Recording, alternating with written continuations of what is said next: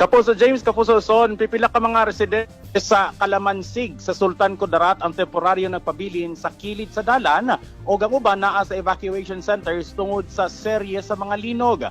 Matod pa sa mga pamilya nga maoy nagpabilin sa kilid sa dalan, diha sila mismo natulog og nagluto tungod sa kahadlok sa mga pagtayog. Ilasab gipangdala ang ilang mga alagang hayop, ay labi na ang mga alagang pusa, katong iring o katong mga iro. Pipila naman ka mga pamilya ang mibalhinsab sa mga modular tents nga gihatag sa Department of Social Welfare and Development kon DSWD Region 12. Sa kasamtangan, nagpaabot pa ang mga pamilya alang sa pagtugot nga sila pwede na makabalik sa ilang mga panimalay nga nahimutang duol sa baybay sa Barangay Pag-asa. Nagpadayon sab ang profiling sa DSWD sa mga mihikli nga mikabat na ngadto sa 700 kon 700 ka mga pamilya. Sigo naman sa Philippine Institute of Volcanology and Seismology kon PHIVOLCS nga mikabat na ngadto sa 2,264 ka mga linog ang na-record sa Sultan Kudarat sukad Enero 19 ning kasamtangan tuig nga dunay kakusgon nga magnitude 1.3 hangtod 5.9.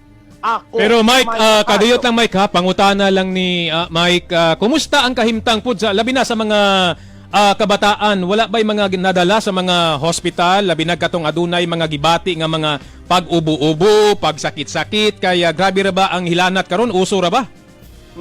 Kapuso James, kaning pagbantay pod sa kahimsog, ilabi na sa mga kabatanunan, kanin siya, apil ni siya sa mga ginabantayan sa lokal nga paggamhanan. Gawas pa ni ining pagbantay sa mga pamilya nga nasa evacuation centers o kaning mga anaa sa kilid sa dalan, apil pod sa ginasilip o ginabantayan ang kinatibuk ang sitwasyon nila, apil na dito ang kahimsog. So far wala pa tayong nadawat nga mga reports nga dunay mga naapektuhan tungod sa panahon nga pailis-ilis o di kay exposure nga ginatawag, Kapuso James, ilabi na sa mga bata o katong mga dunay mga sakit-sakit. Apan doon na pa tayo nasayran, Kapuso James, nga apil sa mga nihikling nga pamilya o kuan katong natulog sa dalan, nay usa ka pamilya dito ang ni balhin gyud sa mas taas nga lugar kay duna sila usa ka miyembro nga na igo sa stroke. So naay stroke patient.